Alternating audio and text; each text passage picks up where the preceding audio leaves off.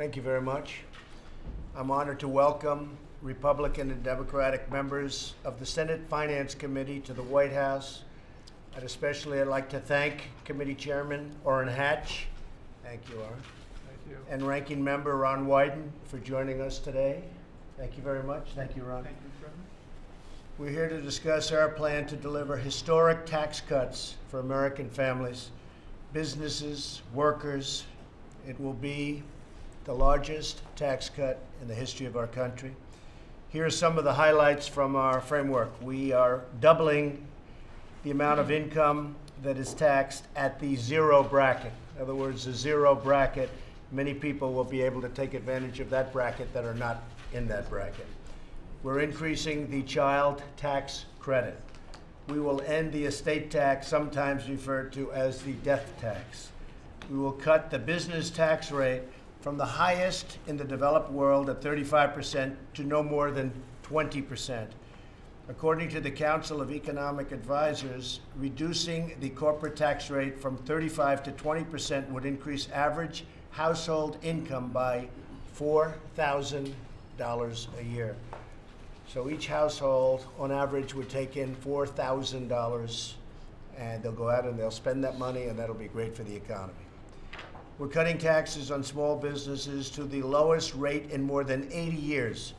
For 30 million Americans who own small businesses, it will be a 40% tax cut. And they will thrive, and they will expand, and they will be happy. For at least the next 5 years, businesses and manufacturers will be able to expense the full value of new equipment in the year in which they buy it, something which nobody even thought in terms of, and something which will have, I think, one of the biggest impacts on our economy. We will impose a one-time low tax on trillions of dollars of wealth parked overseas to encourage companies to bring back those profits and bring them back home and spend the money at home where it belongs. Right now, they can't bring the money back in because of bureaucratic problems, because of certain legislation, and most importantly, because the tax rate is so high that only a very foolish company head would bring the money back in. I think the numbers could even hit the $4 trillion mark. People have been saying $2.5 trillion for many years, but we know it's now much higher than that. The vast majority of Americans will be able to file their taxes on a single sheet of paper, because not only will these be massive tax cuts, but these will be a big simplification. It's going to be a very big simplification. So it's really tax cuts and reform, but I focus on tax cuts because it's such an important weapon to get our country really moving. So we'll go from being one of the highest taxed nations in the world to one of the lowest tax, meaning more jobs, higher wages, and more products stamped with the words, "Made in the USA." This is a once-in-a-lifetime opportunity, in my opinion. This is something that will be really unique. The timing is right. I have had people on both sides, and I promise not to mention the name of the people on the other sides or names, but a lot of people are liking this very much, and I think we'll have tremendous support.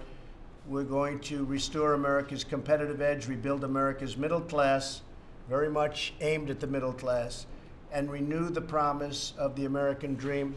We're going to have companies pouring back into our country instead of leaving our country.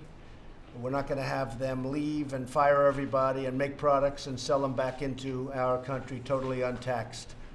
All we do is end up with lots of people without jobs and no product. It's not going to happen anymore. So I just want to thank everybody for being here. It's a great honor. We're going to have a great discussion today, and I'm sure we'll have unanimous support. I have no doubt, right? Right, Ron? I think, right? So thank you very much, everybody. Appreciate it. Thank you. Thank you. Why did you change your mind on health care? Why did you change your mind on the health care? Mr. President, what did you say?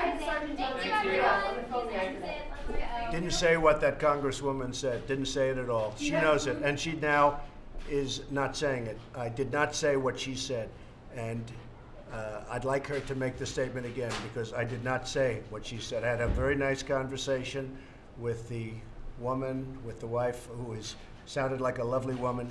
Did not say what the congresswoman said, and most people aren't too surprised to hear that. What is the proof, Mr. President?